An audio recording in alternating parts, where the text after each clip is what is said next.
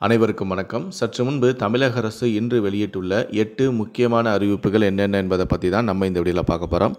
முடிந்த அளவுக்கு இந்த வீடியோவை ஸ்கிப் பண்ணாமல் முழுமையாக பாருங்கள். இந்த வீடியோக்குள்ளே போகிறதுக்கு முன்னாடி இந்த வீடியோக்கு ஒரு லைக் பட்டனை ப்ரெஸ் பண்ணிடுங்க. நீங்கள் இதுவரைக்கும் இந்த சேனலை சப்ஸ்கிரைப் பண்ணாமல் இருந்தீங்கன்னா மறக்காமல் சப்ஸ்கிரைப் பண்ணிக்கோங்க. கூடவே அந்த பெல் சிம்லையும் மறக்காமல் கிளிக் பண்ணிக்கோங்க. சரி, வாங்க இப்போ நாம் வீடியோக்குள்ளே போகலாம்.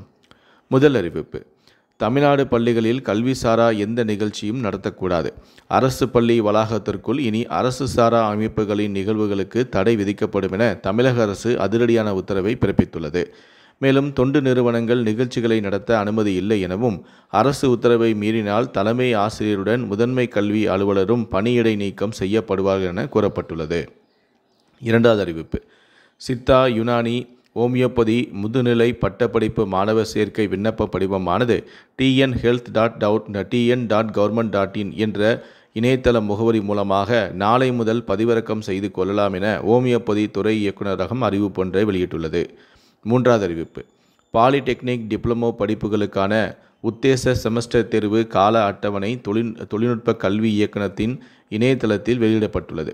அதன்படி செமஸ்டர் தேர்வுகள் அக்டோபர் மாதம் 21 முதல் நவம்பர் மாதம் 9ஆம் தேதி வரை நடைபெறும் எனவும், செயல்முறை தேர்வுகள் அக்டோபர் மாதம் 7ஆம் தேதி தொடங்கும் எனவும், செமஸ்டர் விடுமுறை முடிந்து வகுப்புகள் டிசம்பர் 2ஆம் தேதி தொடங்கும் எனவும் கூறப்பட்டுள்ளது. நான்காவது அறிவிப்பு: திருநெல்வேலி ரயில் நிலையத்தில் பிட்லைன் பராமரிப்பு பணிகள் நடைபெற உள்ளது. இதன் காரணமாக செப்டம்பர் 1ஆம் தேதி முதல் அக்டோபர் 3ஆம் தேதி வரை 25 நாட்களுக்கு திருச்செந்தூர் திருநெல்வேலி இடையிலான பேசஞ்சர் ரயில் சேவை ரத்து செய்யப்படுகிறது. ஐந்தாவது அறிவிப்பு: ஒருங்கிணைந்த குடிமைப்பணி தேர்வில் அடங்கிய பதவிகளுக்கான சான்றிதழ் சரிபார்ப்பு மற்றும் முதன்மை எழுத்து தேர்வுக்கு தற்காலிகமாக அனுமதிக்கப்பட்டுள்ள தேர்வர்கள் 6ஆம் தேதி, அதாவது நேற்று முதல் வருகிற 16ஆம் தேதி வரை தங்களது மூலச் சான்றிதழ்களை ஸ்கேன் செய்து தேர்வாணை இணையதளத்தில் OTR மூலமாக பதிவேற்றம் செய்ய வேண்டும் என TNPSC அறிவிப்பு ஒன்றை வெளியிட்டுள்ளது. ஆறாவது அறிவிப்பு: பொறியியல் மாணவர் சேர்க்கைக்கான தரவரிசை பட்டியல் வெளியிடப்பட்டு இணையவழி துணை கலந்தாய்வு நேற்று தொடங்கியது. நடப்பு கல்வி ஆண்டில் பொறியியல் படிப்பில் அரசு ஒதுக்கீடு இடங்களை நிரப்புவதற்கான 3 சுற்று கலந்தாய்வு முடிவடைந்துவிட்டது. இதன் மூலம் 1,25,031 இடங்கள் நிரம்பின. இன்னும் 70,403 இடங்கள் காலியாக உள்ளன.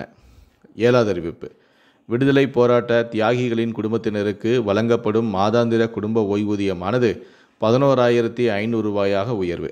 அரசாணையை வெளியிட்டது தமிழக அரசு. கடைசியாக எட்டாவது அறிவிப்பு: தமிழ்நாடு மாநில வளர்ச்சிக் கடன் பத்திரங்களை வைத்திருப்பவர்கள் 20 நாட்களுக்கு முன்னதாகவே பொதுக்கடன் அலுவலகத்தில் ஒப்படைக்க வேண்டும் என்று தமிழ்நாடு அரசு தெரிவித்துள்ளது. இந்த 8 அறிவிப்புகளை பற்றிய உங்களுடைய கருத்துக்களை கீழே இருக்கக்கூடிய கமெண்ட் செக்ஷனில் மறக்காமல் சொல்லுங்கள். முடிந்த அளவுக்கு இந்த வீடியோவை மற்றவங்களுக்கும் ஷேர் பண்ணுங்கள். நன்றி, வணக்கம்.